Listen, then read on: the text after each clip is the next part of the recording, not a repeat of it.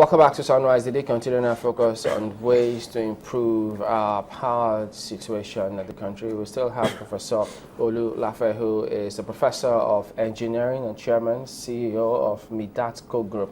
He's also an inventor and an author. Before we went to break, you were talking about the hydro part of the whole scheme. Exactly. What's exciting in the power sector is that every year there are new ideas coming to market. There's a new concept in hydro and also affect wind called the Golov Turbine. It's so easy to build. The patent for this was obtained nearly 12 years ago. That they actually went to the Amazon and taught the Amazon people, illiterates, how to build one and generate power for themselves. So there are ideas now to build small hydropower plants, 5 kilowatts, 35 kilowatts, and you can create series of them and generate power for a whole community. And so there's an opportunity for us to do small power plants, 1 megawatt or whatever, and make it supply power for communities and introduce a grid to them. I was telling you that if America has to do it all over again, they will do a different system.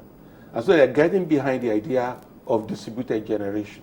Even the big utilities in North America are getting behind this now. Now the question is, you've said continue to do what it is you're doing, yes, but also invest in this new distributed generation, you call it. Well, we still have the IPPs, independent power plants. You have the GENCOs, the DISCOs, or the federal government is still taking care of transmission. Mm-hmm. Now, we were at a power summit this year. Lagos State organized their power summit. I think I was there, annual summit.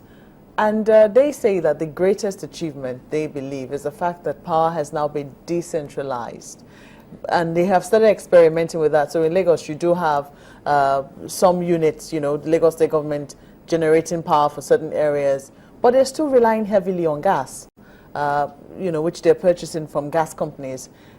How sustainable is this? If it's so easy to get this renewable method, this renewable energy method, on the ground, why is it so difficult, or why are we reluctant to explore it?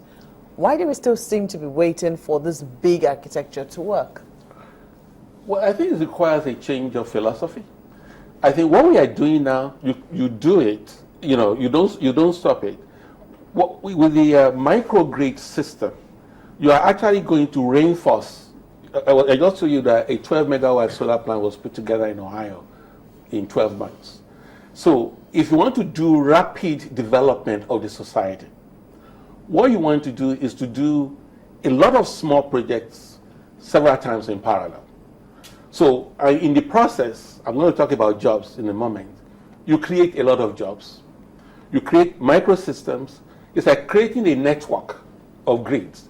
People are learning, whether it's in power or in communications, to learn how to divide big problems into small problems and create a network.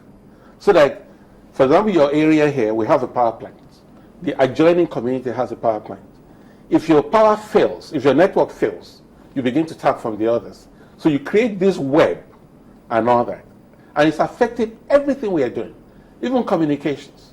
One of the biggest happenings in communications today is what we call swarm-based routing. And essentially the Bible says, go and learn from the ant. People are learning how ants communicate. Very simple. They communicate in a little bit and they cooperate. And you do small tasks, but when you aggregate it, you have a huge effect. The same thing needs to go to our power system. So what we are doing is not granular enough. So you still want a situation where smaller power companies can come together. They are agile, they are quick, and they can get things going. And you get locals invested in it. You train locals and indigenous and all that. Sorry, Sulaiman. Then how then? Because the investments in these power companies are still underway. These huge power companies that we have are still underway. How then do they recoup their money? Oh yes. We are not even close to where we need to be. Typically, if a country wants to be developed, you should have about 1,000 watts per capita. 1 kilowatt of power per capita for you to be considered really industrially developed. So if we are 170 million, if you look at 1 kilowatts per capita, per head, you are looking at 170,000 megawatts. That's where we need to be. So we all hands need to be on deck, everybody. You know, sorry, that's why I actually wanted to comment. When you say we're not even small enough, you say we have to bring them, yes, granular bits, small bits of companies that are into power generation. And if you take it from where Mark left off, a lot of complaints then had to do with the even funding of the projects by these companies. And the way you have highlighted it, it would seem that we don't need those huge starch amount of money somewhere to actually get them running. So for the small companies that would want to come in, perhaps let's give ourselves some form of idea of what it is to run such. If we can go to the Amazons and teach them how to do it locally by themselves, is it something that some local investors with small capital can come in and get this thing running? Thank you. That's an excellent question. So what we've done is that you go in, we've talked to the banks. When you are trying to do a 400 megawatts plant, a 1,000 megawatts, 1 gigawatt plant, banks are nervous because they want to be able to recoup their money.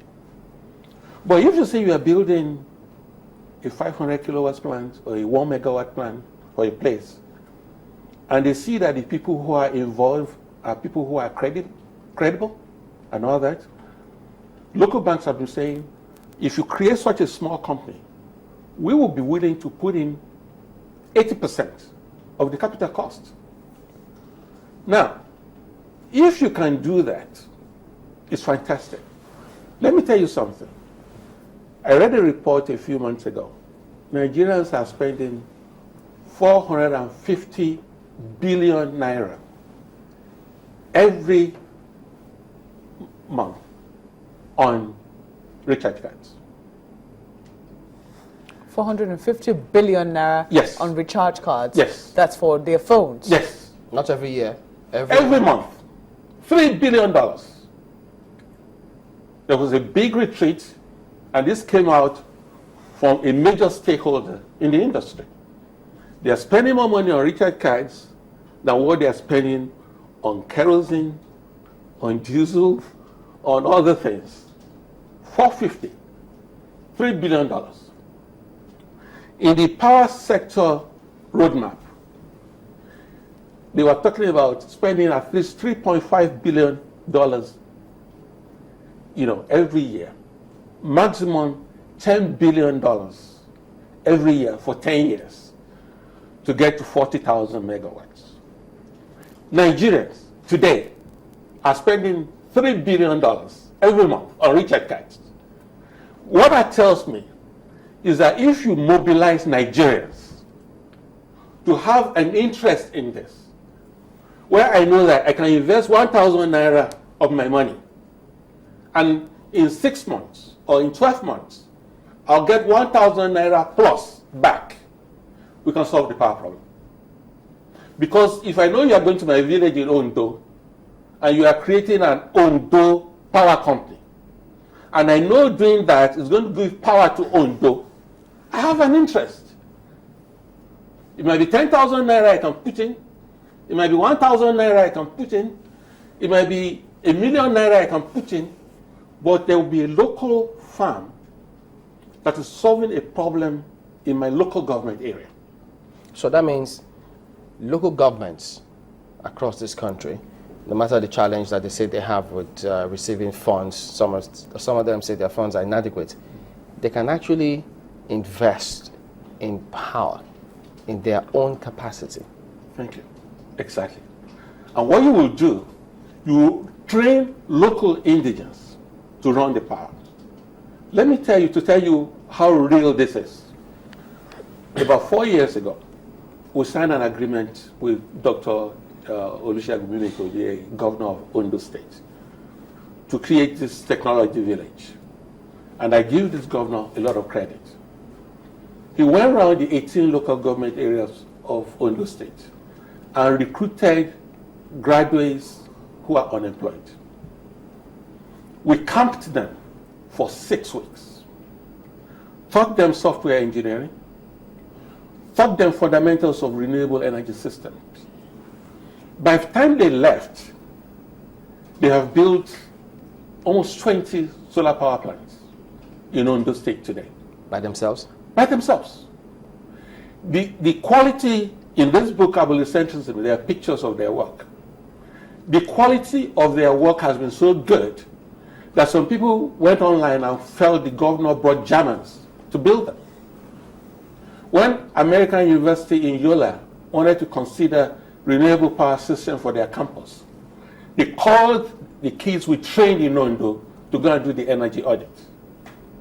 When Shell was looking for power for the areas where they are taking oil to empower the people they invited to go and do the energy audit were the kids we trained in renewable power systems in Ondo.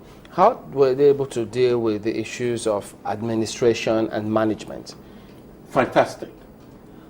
Part of the training, we brought professors, business people in to train them on how to run a business.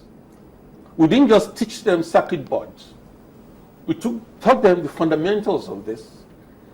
We told them how to dress, how to carry themselves, how to run a business within 6 weeks.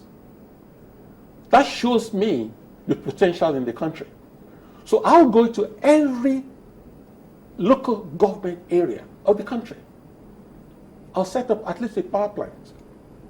I'll have a mission to build 10 to 50 megawatts of plant. I'll put meters around. I'll build a microgrid because the grid we have today is inadequate.